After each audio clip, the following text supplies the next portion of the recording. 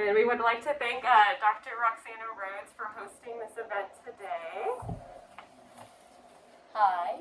So I know a lot of you guys are patients of Dr. Roxana Rhodes's, or have been for quite a while, so we're excited that you are joining us in today's presentation of a little bit of a twist. So a lot of people don't know what an oculoplastic surgeon is. So basically what she does, and her bread and butter, is the eyes. So I think that's super important for right now, especially because this is all we can see with our masks. I think that right now with the changing times, this is our focal point. I think that I gravitate towards looking towards the eyes. I think I'm trying to smile with my eyes a little bit more than I've ever tried before. I don't know if you can tell, but I'm smiling right now underneath my mask, but it's a little bit hard. So if you guys have any questions, just feel to put them in the chat or speak up. I know that most of you are muted. Just go ahead and press up that mute button, or there is a little wave your hand option as well. Great, yeah. Well, I guess we can probably go ahead and get started, and more people kind of join us as we're going along. We're happy to have you. So anyway, well, oculoplastic surgery. That's a picture of me just doing some marking before surgery. So I thought it would be kind of just a good idea to run through some photos today, and I can just, instead of y'all focusing on words on the screen here, I can kind of just talk to you about, what constitutes upper lid heaviness that might impair your vision, that might allow insurance to pay for your surgery, the kinds of surgeries that are offered, and issues that you may have noticed about your eyes and your face, that there may be solutions that you weren't aware of. So it'll just be a bunch of pictures, but I'll just kind of talk through them, and again, just please join in, and let's make this as interactive as possible. So the first example of an upper eyelid surgery. So it might be a little bit hard to see just with a little bit of the flash here, but this patient here has a lot of hooding of their eyelid, or a fullness, and it's kind of coming up over the pupil there. And on this side, her eyelid margin, where the lashes come out of, is just very close to her pupil as well. So we did a surgery where we removed that excess skin, and we raised her eyelids by adjusting her muscle height. And you can see how perfectly kind of that circular contour is on both sides. And we can see her pretty eye color, just see the top part of her iris. So if you can't see it, you can see how it's covering over the pupil area that she was referring to. And after the surgery, she's lifted them up so they are able to see. And so this also, as she says, gets around the corner. So whenever people are driving, or they're, instead of fully turning, that's part of the medical necessity that sometimes comes into play. This is an example of very severe, what we call ptosis. So ptosis is the issue where the muscle has slipped or just kind of fallen out of place over time. If we think about it, we blink our eyelids hundreds of thousands of times over an entire lifetime. So it's not uncommon for the eyelids to get worn out or to be stretched. So in this case, what we did was we adjusted or tightened the eyelid muscle, and we were able to get her eyelids to come up nice, and her be able to appreciate the top part of her vision and the sides of her vision without having to raise her eyebrows to be able to see. This is also another example of what we just discussed, ptosis. And sometimes it happens where it's just one side is affected and the other isn't. And people ask me, again, what caused it? And it could just be age-related stuff, but it might also be things like contact lens wear. When we're putting in or taking out contact lenses, we're constantly kind of prying open our eyelids, and over time the muscles and tissues can get stretched out. So this is an example of just that one-sided ptosis, which we can repair, and that's what we did here, so it matches her other side really nicely. So you can see the difference between the first case you presented. This one is more of the actual lid itself dropping versus excess skin overhanging. So that's a little bit of a difference. This is where she specializes in particular, is that muscle adjustment that she was talking about. It's a very, very small muscle up there. This is an example of very severe their excess skin. And the medical name for it is dermatocolisis. So again, this gentleman, he has just so much excess skin that, as you can see, the fold is, you can't even see the eyelashes anymore. The skin has come up, where the sides of his vision are bad. People often come to me saying, I'm having to turn my head, if I'm changing lanes while driving, and that's dangerous, for the driver, for everyone else on the road. And so, in this case, his peripheral vision really cleared up. He can see that more of, the top part of his vision. I often explain it as it's like opening the curtains to a window, with the window being your lens or your eye. And, we're just letting a little more light in, and you're able to appreciate more of your world that's around you. Another example, so sometimes these things happen together. So in this case, we have both the excess skin and we have the muscle adjustment issue. So we did a little bit of both on this gentleman here. So again, we lifted the lid up, tightened the muscle, took a tiny little bit of skin off. And in the next photo, I like to kind of sometimes see from an angle at an oblique view, how much you can really appreciate that side overhang. And once it clears up, you're able to just see so much better. Another example of and this is an example immediately after surgery. So sometimes people want to know, what can I expect right after surgery? Am I going to be presentable? Can I see? Can I do things? As you can see a little bit of the stitches right here, and just a little bit of swelling, a little bit of redness here, but that's it. And so he's someone who's, and everyone is a little bit different. Some people are a little bit puffier than others. Some people might develop bruising. We're able to handle kind of all of these temporary things as they subside. But you can still see people ask often, can I drive? Well, we don't want you to drive right after surgery. But usually after a day or so, if there's not too much swelling, and so long as you don't feel like the ointment is kind of blurring your vision, you can drive. So it's not completely, incapacitating for the few days that you're going through the majority of the recovery. I wanted to just highlight a couple examples of kind of its own little niche, but every ethnicity has different anatomical features. And what we notice is that sometimes people who have fuller eyelids have less distinct of an eyelid crease. And so oftentimes in the Asian populations, we see an eyelid crease that comes down very low to the lash line. And women often complain that when they're applying makeup, it seems to get all smeared.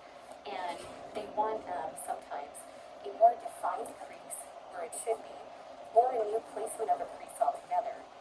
So in this example, this was a patient who already had an eyelid crease, but it was just kind of hidden with that fullness of her skin. So what we did is we removed that excess skin, and then we also re-established her crease line by placing sutures kind of in a special way where as the wound healed, it created a nice defined line. So she's pretty happy with the results, just kind of cleaned up her eyelids. This is another example. So this is a younger patient who she didn't like how she had about 3 eyelid folds on this side and about 2 on here. And so she wanted one uniform eyelid crease. And again, just because of the way the eyelid is shaped, sometimes there can be more webbing of the eyelid skin. And so what we did here was kind of very carefully have one defined eyelid crease and removed just cautiously a very small amount of skin. So, she's thrilled with her results. It just kind of gave her a nice clean platform for her to be able to apply makeup and not have to worry about it. Yeah, so she's really happy with the uniformity of the overall look and how it just presented itself after surgery. Moving on to lower eyelids. So the anatomical issue with lower eyelids is that it's bulging fat pads.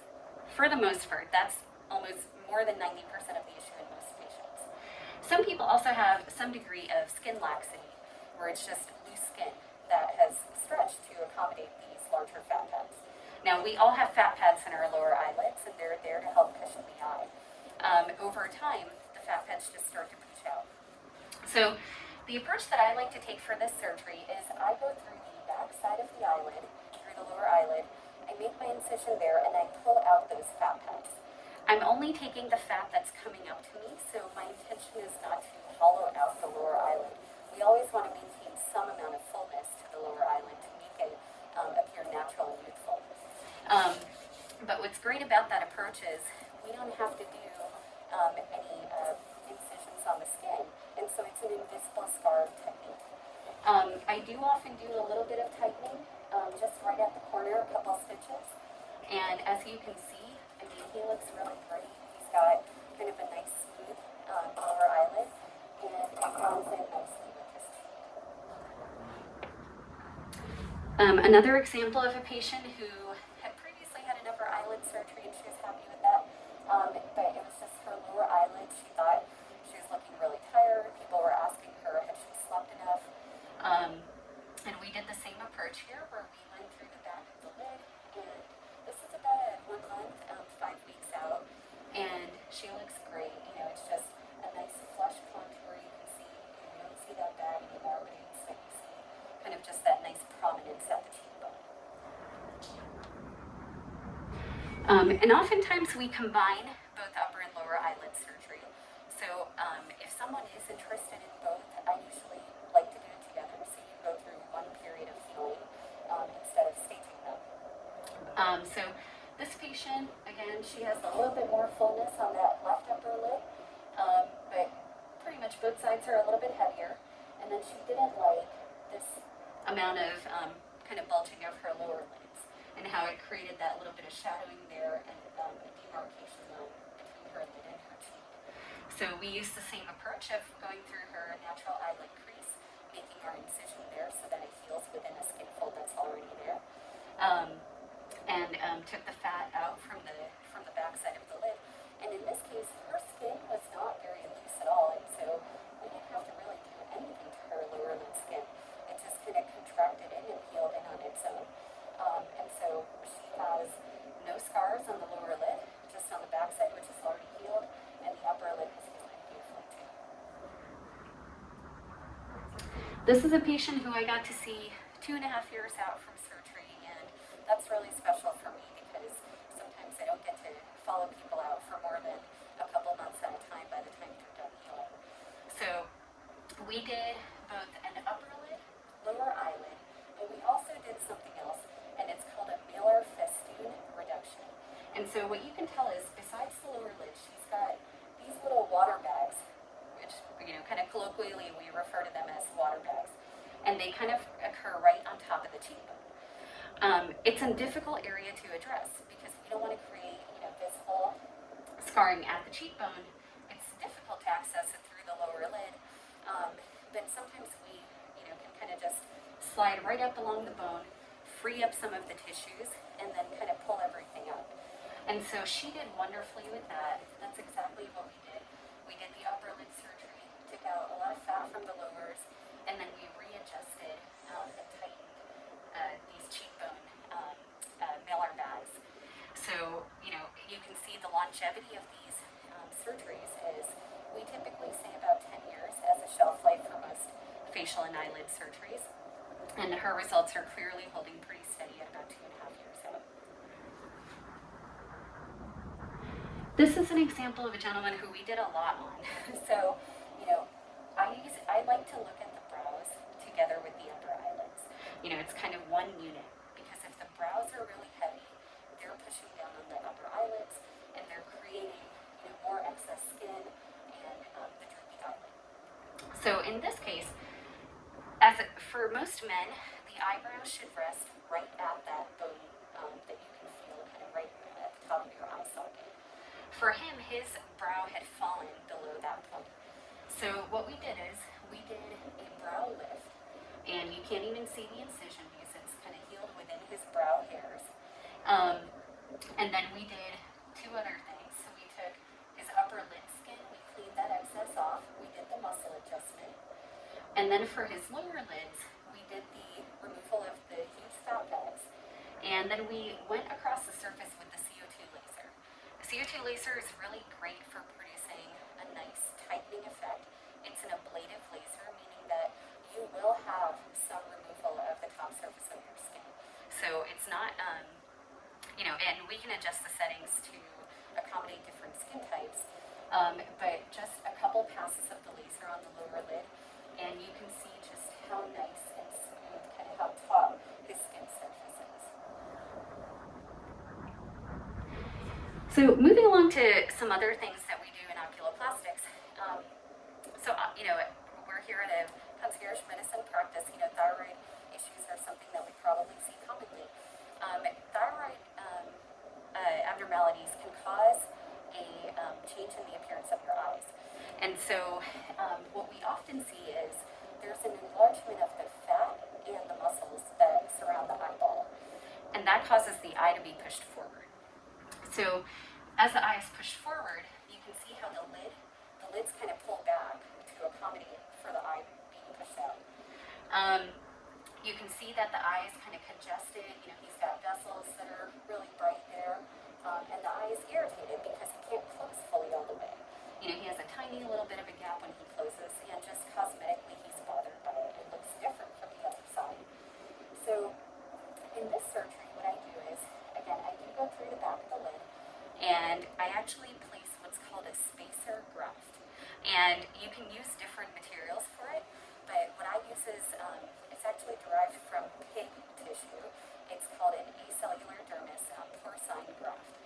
And I put a little piece of that, I size it to accommodate the defect, and we put it in there, and that's allowing the lid to have some vertical height.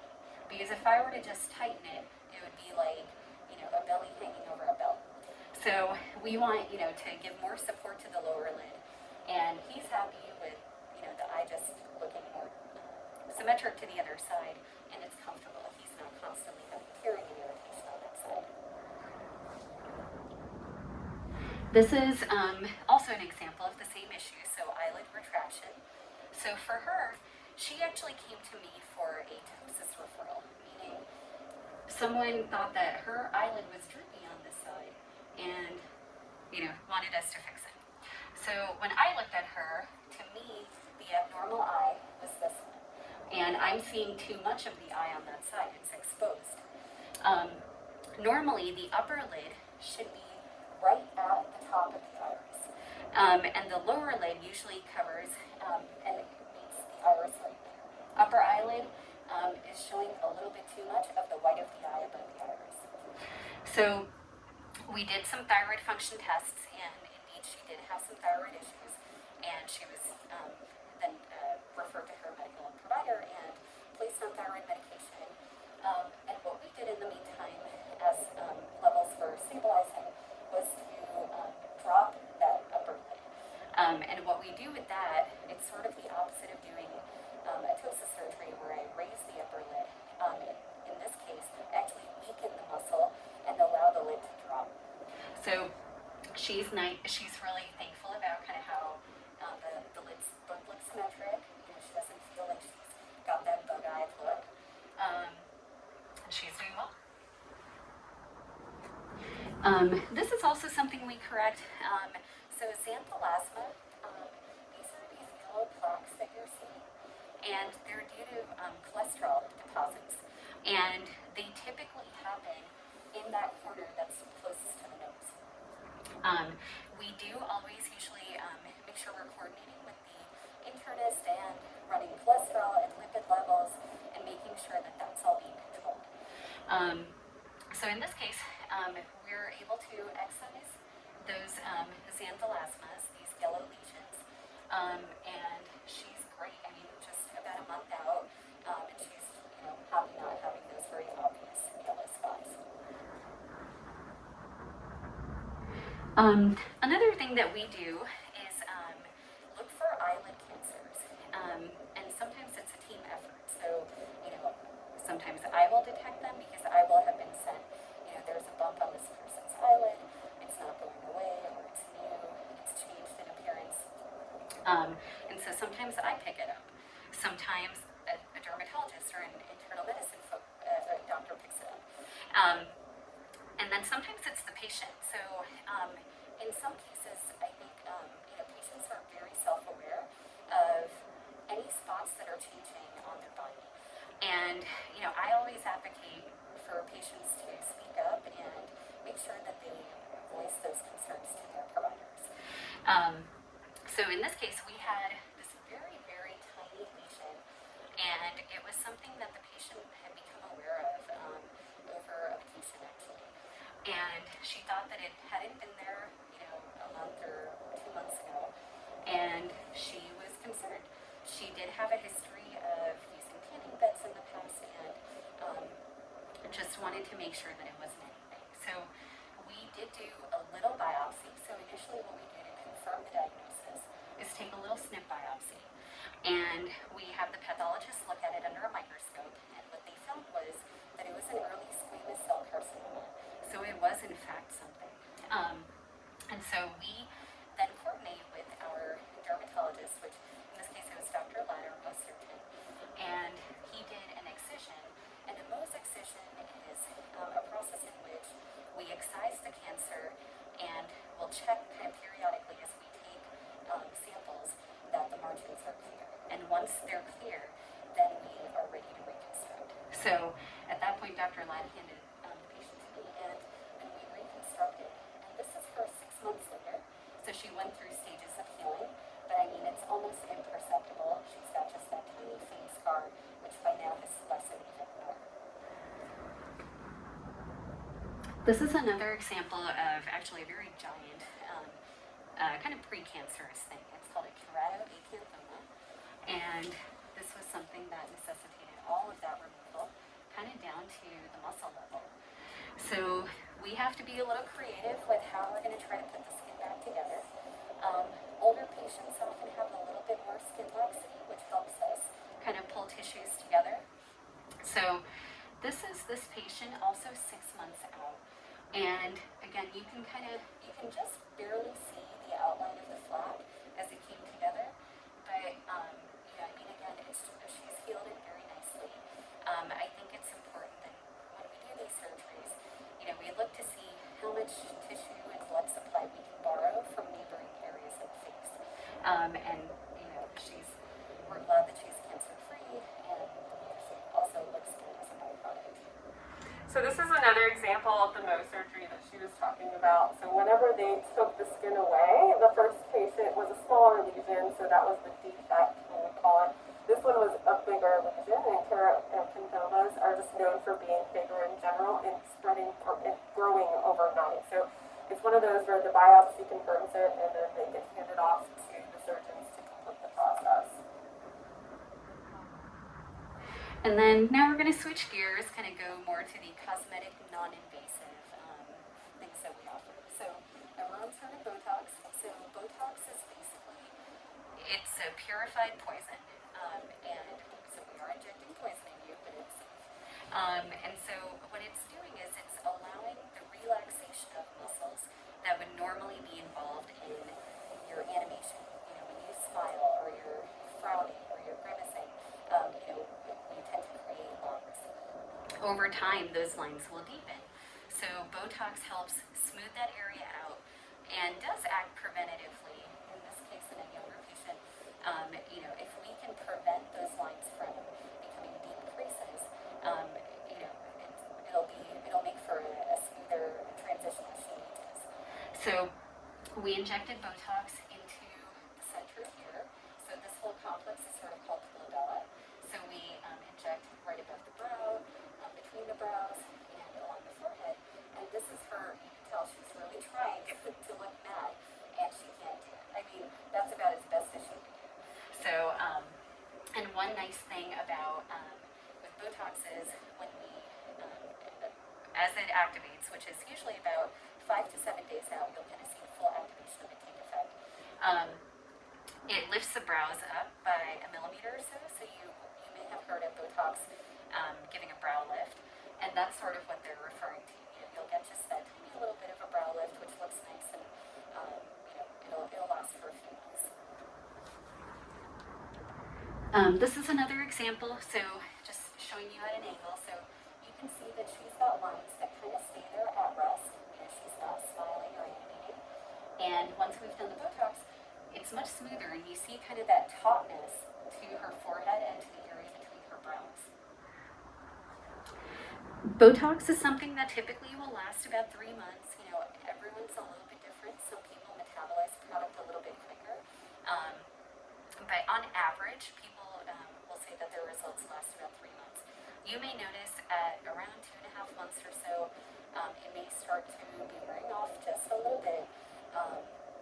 But we usually encourage everyone to kind of check back in with us, for every 3 to 4 months, and see if it's time for, if not a full treatment, just a little touch-up. This is an example of using Botox kind of in an uncommon way. So neck bands can develop just from, again, subconsciously making gestures, or we're kind of looking down nowadays so much on our phones or screens, and you can develop these neck bands that kind of run vertically. And Botox can help smooth those bands out. So she's about a week out. She was very self-conscious about just the way those bands kind of were appearing very dramatically, and it's a smoother neck. This is one of my favorite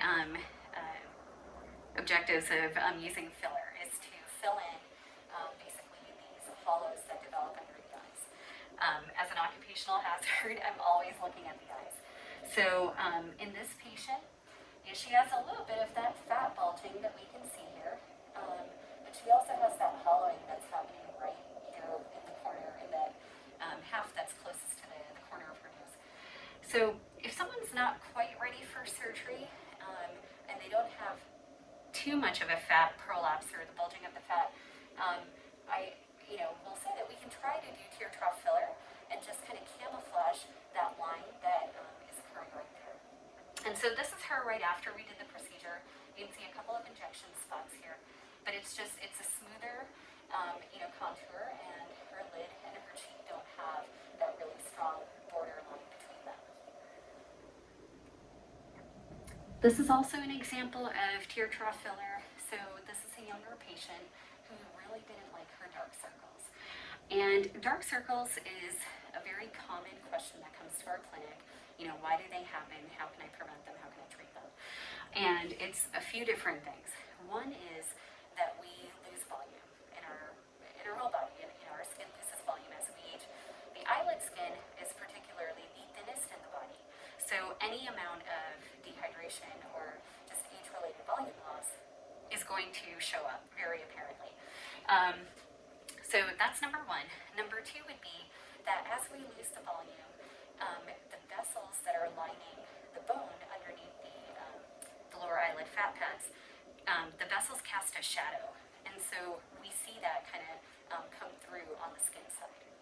And then thirdly, it's just discoloration of the skin. So over time, we're not sleeping enough, we're eating salty foods, like we're doing different things that we're not, having a proper diet or nutrition. And so it shows up in this way, and the skin just tends to develop some discoloration as it's lying close to the bone. So we just did a syringe of filler here, and that's typically about what I do. Most people will do well with just one syringe that's split up between the two sides.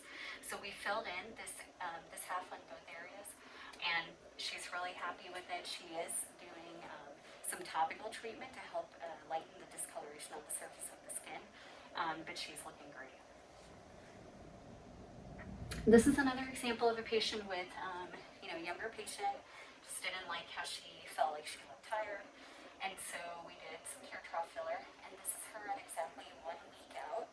So she had a tiny little bit of bruising. She kept in touch with me day 2 or 3, and it started to lessen up, and so at 1 week she's doing great. And again, you can just see how it kind of gets rid of some of those excess folds there. It just pulls the skin away from the bone, and it just gives you back that, that youthful look. This is an example where I wanted to kind of show the bit of the brow lift that you can achieve with Botox. So we did a few different things here, but you can just see how she's kind of got a more of a crowded space between her brow and her eye here initially, but then when we've done the Botox, it kind of lifts up a little bit, and it's just, again, that subtle 1 millimeter or so, but it makes a huge difference. And then also notice how the darkness under her eyes is lightened up. You know, it just looks like a brighter area. And you can even notice the difference in the cheek contour on both sides, just a little bit more angled. So this is something that occasionally comes to me, and some people complain that they feel like their eyes look too hollow. And again, that's just age-related stuff too, and some of it is just individual anatomy, having just kind of different concentration of fat and volume kind of distributed throughout their face. So she's someone who just didn't like how hollow her upper lid was, especially compared to the other side. And so she thought that she had a droopy eyelid, but I reassured her that that actually wasn't the case. Her eyelid height is exactly where it needs to be. So what we did is we injected filler just underneath. So I'm quite literally right above the eye and right underneath the top bone of the eye socket. And I injected just a small amount of filler there, 1/10 of a cc or so, and it pulls the skin out just enough where it looks like a fuller, nice, contoured eyelid. This is also an example, and I want to kind of show both sides here. So, she didn't like that redundant fold that she had up there, and it was, again, just due to some asymmetric volume loss on that side. And so we kind of talked about doing surgery or doing filler.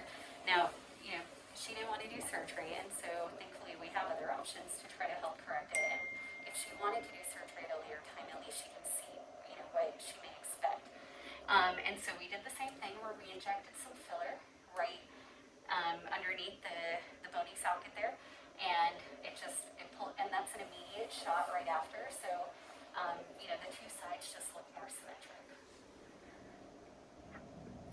This is an example of lid filler. So on this patient, I wanted to try to correct the asymmetry. So this right lip is kind of sloping down. So we wanted to give her a little bit more volume there, and then just kind of give her, very judiciously distributed volume throughout her lower and upper lips. And that's basically what we did. So that's what she looked like immediately after. Just a little bit of swelling there. I usually tell patients, at the time of you're going to have swelling, with any type of procedure that we do, about 20% of it is just edema or swelling. And you can expect that to kind of calm down over the next several days to weeks, and then it'll kind of settle in. This is a side profile view, so you can kind of appreciate, a little bit of the, the angular improvement that you get in your lid, where the upper lid kind of comes out a little bit more. And she just wanted a little more. She's already got a great shape at baseline, and she just wanted it to be a little bit more augmented, and that's what we gave her, without being over the top.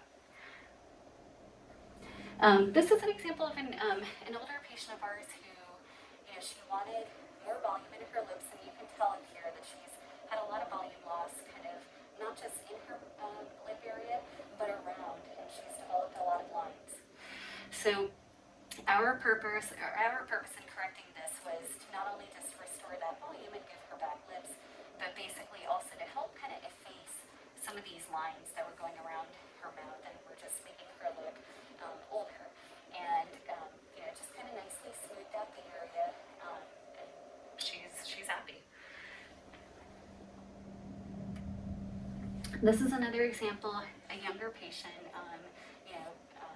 didn't like, now she's obviously doing an exaggerated gesture to kind of show some of those vertical lip lines that can develop over time from talking, from using straws, all sorts of things. And so we just injected some filler kind of within those strong vertical creases, and afterwards that's about all she can do.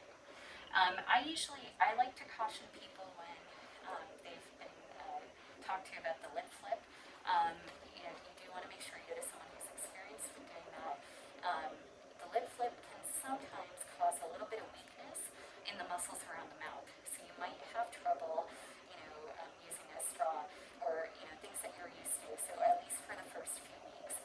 But I feel like with filler, you know, have a little bit more safety kind of built in, and it's volume that's sitting there, but it's not affecting your muscle function. Can you describe what is a lip flip? Yeah. So a lip flip would be like, should I go back to the last patient? So in this patient, you know, she has a pretty flat lip contour, but she has kind of the very bare bones outline of her cupid's bow right there. So we accentuated that with filler, but to give her a little bit more vertical height, you know, even though we just placed filler, what we could have done was to inject some Botox right around here, kind of on both sides. And by relaxing the muscle that's closing the mouth, you're allowing it to relax, and so the muscles should kind of move backwards a little bit and elevate. So the lip should kind of come up and out a little bit. It'll evert. You know, some people like to fill in the border with filler. That a lip flip would basically accomplish something very similar, where the lip would just kind of evert itself. And then lastly, I just wanted to finish off with another cool trick we have up our sleeves. So, you know, a lot of us are developing tech neck right now, and you don't have to go the route of, you know, getting some kind of lower neck lift or a facelift.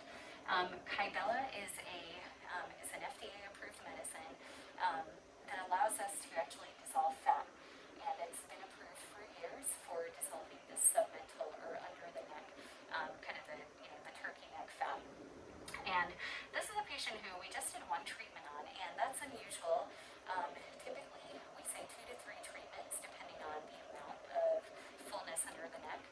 But she did really well with it. Now, most patients will have a lot of swelling with this procedure, and that is to not be underestimated. So for the first couple of weeks, you know, we recommend like doing this, you know, when it's a little cooler out, when you can wear a scarf, or you know, you're at home, you don't have a lot of events coming up. But once that swelling clears up, you know, you really start to see kind of the neck pull in and contract, and you know, give you that really nice silhouette. How long does this last? So Kybella is a permanent procedure. So any type of fat removal procedure, whether that's liposuction or a freezing procedure or Kybella, it's not coming back. So this is not something you need to do maintenance on, you know, for years down the road, like you would, for instance, with Botox or fillers. So Kybella is a one and done. Now, I mean the one meaning that it might take 2 to 3 treatments. But yeah, so it's a really cool thing we have. And the same thing goes for her eyelid surgeries. The lower lids, when she takes the fat out, it's not going to go back there. So that is also a permanent substitution for those lower eyelid bags. Yeah. So that's really it. You know, I encourage you all to follow me if you're not already on Instagram and Facebook. I usually post a lot of before and afters, and you know, give you a glimpse into my world of the type of things that I do surgeries on, the type of problems I correct or address. There's even more that I wasn't really able to show on here, but I would encourage you all to check out my website and learn a little bit more about oculoplastic surgery. Does anybody have any questions? We're kind of wrapping up our Embrace Your Eyes event with Dr. Tanya Khan, so we're super happy to have her explain her eyelid surgeries that she does and offering of Botox and filler. We're so excited that you guys were able to join us virtually during all of this. So we are recording this, so we will post it on the website, and we'll have an availability to answer any questions after the event if you think of anything. But just go ahead and speak up now if you have any questions, or go ahead and you can also type it in. Well, I wanted to thank you. This was a great session. So I actually met with Dr. Rose some time ago, and I've already booked an appointment with you. Oh, fantastic. For, about a month from now. But and then I saw that you would be coming on here today, so I thought this would be a great opportunity to get the presentation, and I really appreciate it. Oh, well, that's so exciting. Thank you. We appreciate you being here, and you know, it's always nice to learn a little bit, you know, before you come into your consultations. So we have a couple other questions. Did you have any other questions before? No, I Okay. just wanted to thank you. Oh, well, we're excited to see you in the office. We're looking forward to it. We had a question. Can CO2 laser be used on skin types with a 4 Fitzpatrick with low risks for scarring and hyperpigmentation? Okay, so So CO2 laser is fantastic. However, it is limited by Fitzpatrick. So I think you can comfortably do 1 to 3. 4 is probably borderline. And let me just explain for those who are not aware. A Fitzpatrick skin scale is basically based on the amount of color or melanin in your skin. It kind of denotes how easily you are to burn or tan. It ranges from a Fitzpatrick of 1, which is very, very pale, to 6, which is very dark. And it kind of goes through, the different tendencies that those skin types will have. 4 through 6 are particularly susceptible to having hyperpigmentation with different types of procedures.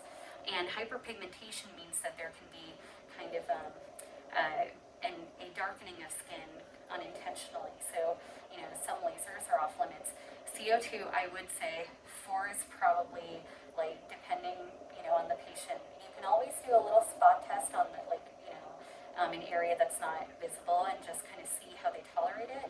And if there's, and I would still give it time to see how it heals, but I would not, I would be very cautious about using it past 3. So there are other lasers that can accommodate a darker Fitzpatrick, so that's also something to consider when she's assessing a patient. Yeah, and one laser that I've used pretty effectively with all Fitzpatrick types is the Fraxel laser. So Fraxel is 2 wavelengths. It is non-ablative. So just keeping in mind that an ablative laser, has just a little bit more downtime built into it, but it is also a little bit more of a dramatic result. Whereas with the Fraxel, you may need some multiple sessions to kind of get the result you're looking for, but it is gentle enough for every Fitzpatrick type. Okay, we had a question about, are fillers reversible? Okay, yes, so depending on the type of filler, and in my practice, I only use hyaluronic acid fillers. And my philosophy for that is that I don't want to use anything that's unknown to the body. Now, hyaluronic acid is something that we already have in our body, and these fillers are just formulated a little bit differently to allow for volume replacement in different areas of the face. So, like, Juvederm Ultra is a great option for the lips, not so much under the eyes, because it's going to pull in so much water that the eyes are going to look worse by making them really puffy. But yes, so they are reversible, and there's a medicine that we can use in the clinic. It's Hylenex or Vitrace, which is it's the enzyme that will break down hyaluronic acid, and we can always do that in clinic. Okay, we had a question. So how do you feel about nose filler to correct asymmetry? Okay, so I am not an expert on the liquid rhinoplasty, and but I do think that it looks great, and I think in the right hands, and that's what I want to emphasize. You want to go to someone who's doing a lot of nose augmentation filler to get that kind of perfect silhouette on your nose. But I would encourage you to do your proper research. Look at before and afters, look at reviews, look to see where that provider trained, and make sure that they have the proper background to be able to offer that. Why is that? Is that because there's a lot of blood vessels in the area? You want to make sure you're in trained hands? Yes. So, there's kind of, as we come closer to the center of the face, there's a lot of blood flow and nerves that kind of serve the face and branch out actually as they go out to the sides. So there's a lot of important landmarks, and injecting inadvertently into one of the vessels or into one of the nerves, or even causing kind of an occlusion of that area, like compressing a vessel or a nerve by injecting too close to it, can cause a lack of blood flow to the area, which in the nose, it can quite literally lead to the tip of the nose kind of breaking off or becoming necrotic, very weakened tissue, and that is very, very difficult to treat. And then I had another one. Does Botox hurt? Well, we can always use numbing cream. Typically with Botox, we don't always use numbing cream, but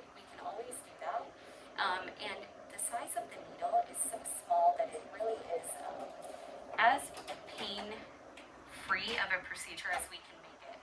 So we use 32 gauge needles, and in my technique, I usually like to squeeze the muscle up, kind of away from the bone, and I feel like that also just minimizes the pain a little bit.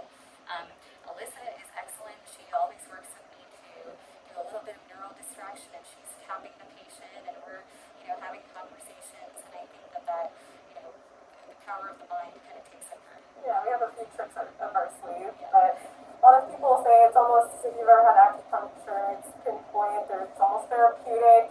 A lot of people say it's kind of like a lunchtime procedure where you go in and you're out. It's very quick and easy. There's not much swelling involved. You do get these little bumps sometimes that usually go away in about 15 minutes. So if you ever have any questions, just let us know. Okay. Great. Thank you so much, everyone, for joining in. We really appreciate it, and please stay in touch with us and Dr. Rhodes, and maybe we'll do some more events like this in the future. Thanks for coming, everybody. Bye.